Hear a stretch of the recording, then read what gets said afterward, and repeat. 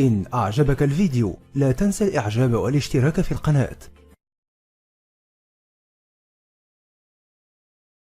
إن الله وملائكته يصلون على النبي يا أيها الذين آمنوا صلوا عليه صلوا عليه وسلموا تسليما.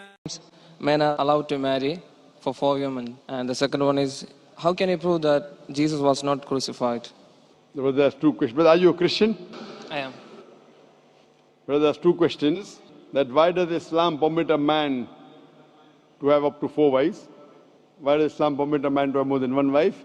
And second question, how can you prove that Jesus Christ, peace be upon him, was not crucified? That Quran is the only religious book on the face of the earth which says marry only one. You read the Bible, you read the Ramayana, you read the Mahabharata, you read the Veda. No religious book on the face of the earth says marry only one besides the Quran. If you read Ramayana, the Hindu scriptures, the father of Sri Ram, he had more than 1 wife. If you read Mahabharata, Sri Krishna, how many wives he had? 4, 10, 1,000, 10,000. He had 16,108 wives. So if Sri Krishna can have 16,108 wives, so why can't Muslims have maximum up to 4? If you read the Old Testament, it says that Solomon, peace be upon him, had 700 wives. Abraham, peace be upon him, had 3 wives.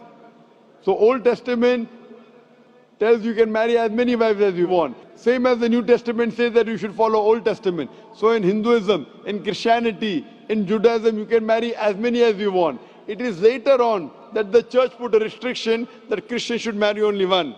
It is later on Rabbi Benjamin Yehuda passed a synod and say that Jews should marry only one. Otherwise, previously, they used to marry as many as they wished. It is the Indian penal code in India in 1954 that put a restriction and said under the Hindu Special Marriage Act, the Hindus should marry only one. But the scriptures put no restrictions.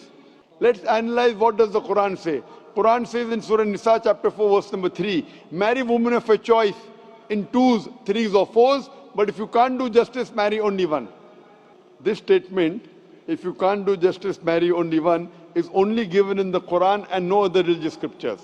Let us analyze why does Quran give permission for the Muslim men to marry more than 1 woman, maximum 4. The reason is that by nature, male and female are born in equal proportion. But if you ask any pediatrician, he will tell you, the doctor of the children, that the female child is stronger than the male child in fighting germs and diseases. So you have more deaths among the male children as compared to female children. So in pediatric age itself, the females are more than the males. As life goes on, there is death due to wars, due to alcoholism, due to drug addiction, due to accident. In all these cases, more men are dying as compared to females. So today in the world, there are more females as compared to males.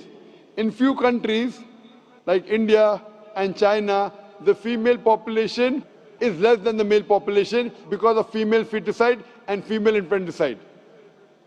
In India, according to a BBC report, every day more than 1,000 fetuses are being aborted after they are identified as females. If you multiply this figure by 365, you get a total of more than 1 million fetuses are being aborted every year in India after they are identified that they are females. According to the Tamil Nadu government hospital report, out of 10 females born alive, 4 are put to death.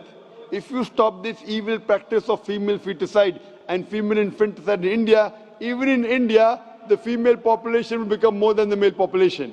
Even in China, if you stop this evil practice, the female population will become more than the male population.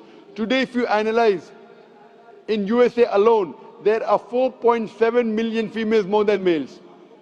In UK alone, there are 1.2 million females more than males. In Germany alone, there are 1.6 million females more than males. In Russia alone, there are 10.6 million females more than males.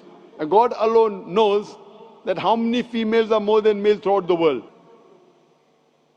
If I agree with you that one man should only marry one woman, and suppose your sister happens to live in America, Or suppose my sister happens to live in USA and the market is saturated. Every man has found a wife for himself. Yet there will be 4.7 million females who will not find life partner. And if your sister happens to be one of them, or if my sister happens to be one of the 4.7 million females who have not found a life partner for themselves, the only option for them is that she either marries a man who already has a wife or becomes public property. Public property, such a harsh word. It is the most sophisticated word I can use. I cannot use a better word. You know, in America, today the statistics tell us, on average, a man has 8 different sexual partners before he settles down with one. Having mistresses in USA is very common. 5, 10, 20, 30, no problem. Having more than one legal wife, it doesn't go down their throat. When a woman is a mistress, she doesn't get her rights. She is dishonored. She is not treated well. In Islam, when a woman becomes the second wife, she gets her honor, she gets her right, she's treated well. Any modest woman, if you ask her, that would you prefer being a second wife of a man who's already married or become public property, they would opt for the first. So Islam has given permission for some men to have more than one wife to protect the modesty of the woman. Coming to your second question. Is it allowed for ladies to marry 4 men? Brother, you're asking counter question, the time is limited. You asked 2 questions, now you're asking a 3rd question. Are you convinced with the first answer? I'm convinced with the first one. MashaAllah, so you're convinced, okay. The brother asked that, is a woman allowed to have more than one husband? If you do that, this problem will be exaggerated more. I mean in Muslims, in Muslims. As it is, women are more than men. If women marry more than one husband, the problem will be exaggerated. Point number 1. Point number 2, if a man has more than one wife and if the child is born, you can easily identify who is the father, who is the mother. If a woman has more than one husband and if the child is born... But DNA is still allowed. Brother, let me finish the answer, na? You asked the question, was I interfering? Was I interrupting? Yes or no? No. No. So why are you interrupting? After I finish, you can ask, na? I'm a medical doctor. Are you a medical doctor? No. I'm a medical doctor. I know about DNA testing. I'll come to it. Once, if a woman has more than one husband, 2 husbands, and if a child is born, and if he goes to admit in the school, and if the question, who's your father, she'll have to give 2 names. You're talking about DNA testing. I know about it. DNA testing is recent. Was DNA testing there 50 years back? Was it there?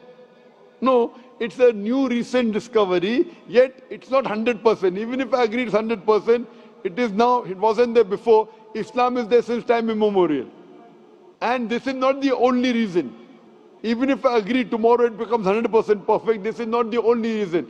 Today science tells us that man is more polygamous in nature as compared to the female.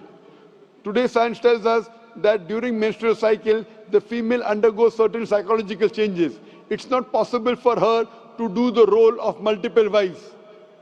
But a man doesn't undergo these changes, it's possible for him to do a role of multiple husbands.